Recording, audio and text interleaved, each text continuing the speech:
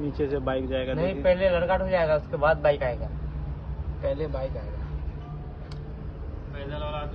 पहले पैदल वाला आदमी जाएगा, उसके बाद बाइक आएगा पीछे से। ये जा रहा है ना, ये है, देखिए ये जा रहा है ना, उसके बाद आएगा इटो बाइक वाला। ये बोल दिया कि बाइक लेकर के आओ। वो पीछे पीछे देख भी रहा है ना। हाँ, पतला का फोटो दिखाया तो इसका चेहरा जूम नहीं हो सकता है क्या? फट जाएगा। तो पर भी थोड़ा सा। গত 15 তারিখ বিকেল 4টে ফেরার হয়ে যায় বিচারাধীন বন্দী সাজ্জাক আলম। তাকে ধরার জন্য পুলিশ শত চেষ্টা করে। পুলিশের কাছে খবর আসে সাজ্জাক গোয়ালপুকুর থানার শাহপুর 2 নম্বর পঞ্চায়েতে শ্রীপুর সীমান্ত পার করে বাংলাদেশে পালাবার চেষ্টা করছে। খবর পেয়ে তড়িঘড়ি পুলিশ স্পটে পৌঁছে যায়। টের পেয়ে সাজ্জাক গুলি চালাতে শুরু করে বলে অভিযোগ। 3 থেকে 4 রাউন্ড গুলি চালানো হয়। পুলিশ তাকে আটকানোর চেষ্টা করে, তবুও অপরাধী বেপরোয়াভাবে গুলি চালায়। আত্মরক্ষার জন্য পাল্টা গুলি চালায় বলে জানান উত্তরবঙ্গের আইজি রাজেশ কুমার যাদব। পুলিশ বাধ্য হয়ে গুলি চালায়। গুলিবিদ্ধ সাজ্জাককে ইসলামপুর মহকুমা হাসপাতালে ভর্তি করা হয়। চিকিৎসকেরা জানান কমপক্ষে 3টি গুলি লাগে সাজ্জাকের। সেখানেই পলাতক বন্দির মৃত্যু হয়। এই অপারেশনে দক্ষ ও অভিজ্ঞ অফিসাররা ছিলেন বলে জানিয়েছেন এডিজি আইন শৃঙ্খলা জাভেদ শামীম। পুলিশ কর্তারা কড়া বার্তা দেন, সব দোষীর বিরুদ্ধে কঠোর পদক্ষেপ করা হবে। जगह है गोपालपुर पीएस में हमारे पास डेफिनेट इंटेल था कि वो कोशिश कर सकता है कि बांग्लादेश बॉर्डर क्रॉस कर जाए।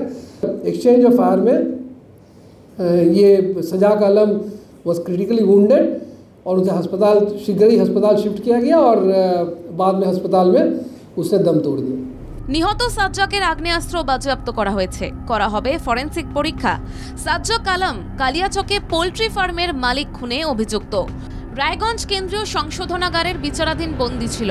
বুধবার ইসলামপুর আদালতে শুনানিতে হাজির করা হয় তাকে। শুনানি শেষে প্রিজন ভ্যানে করে রায়গঞ্জ কেন্দ্রীয় সংশোধনাগারে নিয়ে যাওয়া হচ্ছিল তাকে। গোয়ালপুকুরের পাঞ্জিপাড়ার একরচলা কালী মন্দিরের কাছে শৌচকর্ম করবে বলে জানায় প্রিজন ভ্যান থেকে নামে।